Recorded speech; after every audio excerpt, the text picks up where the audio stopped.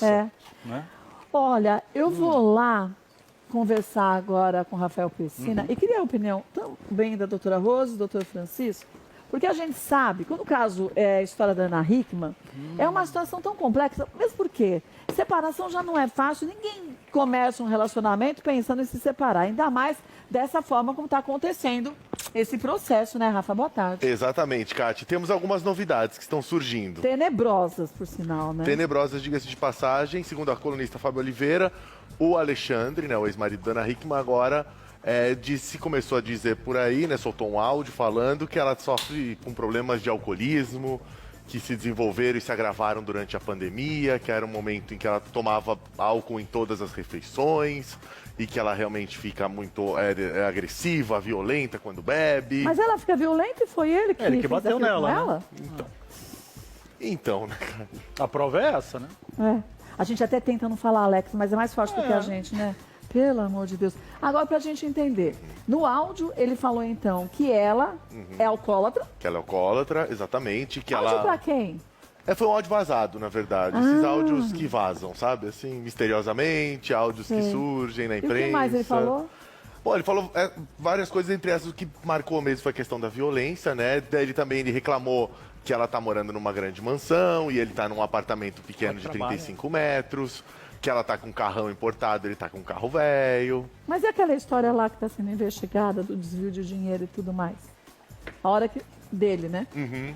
A hora que isso for resolvido, vai saber fazer a partida correta. Mas, enfim, ela só está vivendo sozinha na casa, com um filho, porque provas que tem que ele, não é isso? Que ele a agrediu. Exatamente. Tem mais uma novidade que acabou de chegar, viu, Kátia? Que novidade? Segundo informações do jornalista Léo Dias, o Alexandre estaria pedindo uma pensão de R$52 mil para a Ana Hickman. Afinal de contas, ele não tem mais... 42 mil. 42 mil reais. 52 para 42 é uma fortuna. Exatamente, 42 mil Quantos reais. Ai, bastante. Amigo, tá na hora de você trabalhar. Eu tenho 55, eu acho que eu tenho mais que você.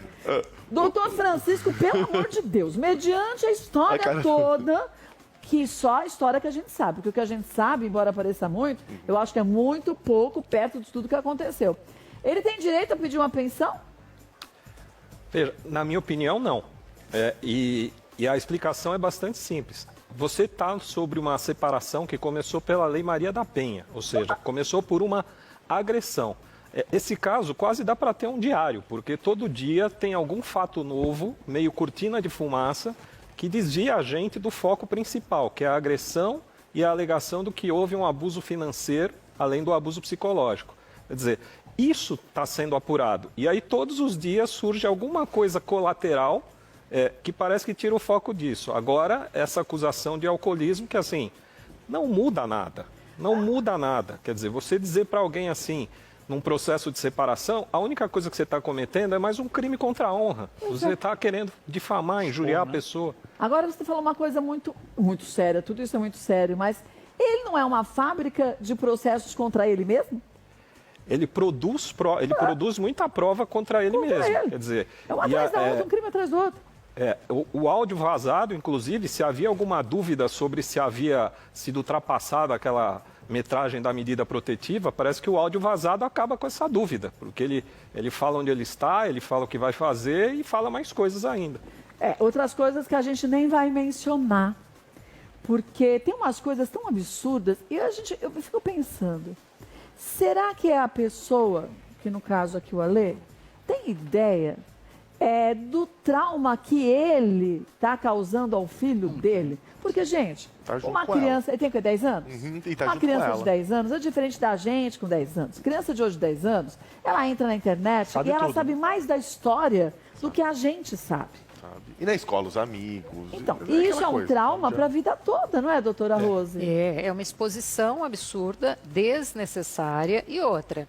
Tudo que se relata, o menino vem acompanhando já agressões verbais e talvez até física em outras ocasiões, porque veio à tona essa história neste momento, mas o quanto que ele já não abusava fisicamente e psicologicamente dela. E isso tudo o menino está presenciando, isso tudo são registros para a cabecinha da criança e com certeza o trauma já está instalado. Então, aí ele fala e pede o processo, no processo de prisão dela para alienação parental. né? Exatamente. O- Processo- Aliás, eu queria até saber, doutor Francisco, se você me porque- permite, porque essa disputa é todo mundo pedindo prisão de todo mundo, né? Tá uma loucura.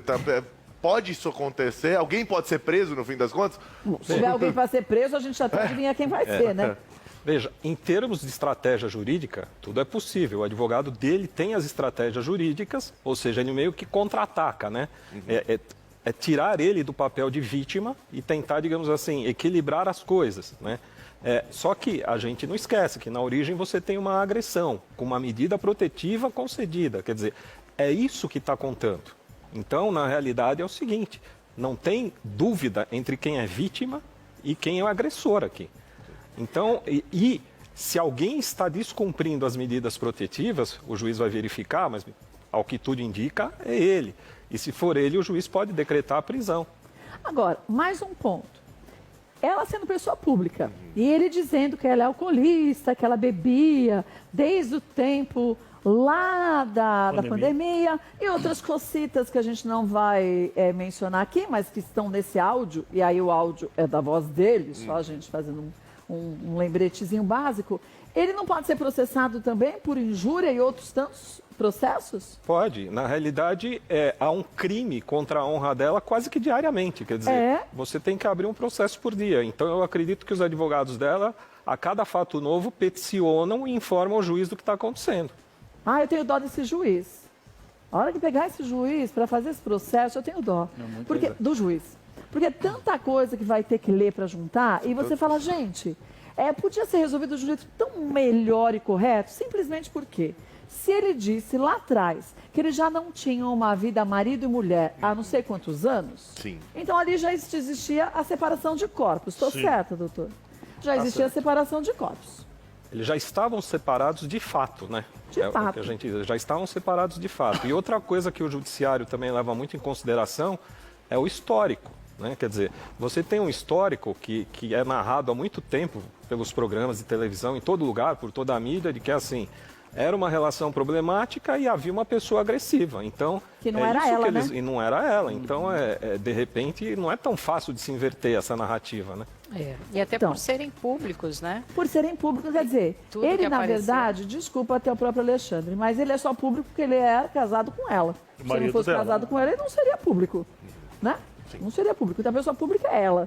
Então, ele está conseguindo, mesmo dessa forma, tentar manchar a imagem dela, não está conseguindo, e parece que isso dá mais raiva nele, né, doutora Rosa? E aí ele vai e ataca. E os áudios, né, que vazam por aí, sempre tem uma agressão, sempre tem uma diminuição, é sempre de um jeito muito hostil e agressivo. Ele né? Ele tem uma personalidade muito agressiva. É muito triste. Portanto, gente, vamos pensar numa coisa. Um casal se separa, ok, mas pai e mãe não tem que Não se tem separar, como. porque vocês vão continuar sendo pai e mãe da mesma Eterna criança. para sempre. Então, faz o seguinte, busca uma ajudinha psicológica / psiquiátrica, para nesse momento você conseguir buscar o equilíbrio, para que você não leve um transtorno para a vida do seu filho. Porque o bem mais precioso que a gente tem é os nossos filhos. Enquanto eles são pequenos, eles podem até ficar balançando, às vezes, entre um e outro. Mas depois que eles começam a ter uma clareza do que acontece, infelizmente, ele vai ter uma visão clara do que acontecia, e aí talvez a pessoa que está agindo da forma errada perca o amor mais precioso que pode se ter, que é de um filho. E aí isso é para a vida toda e não volta nunca mais.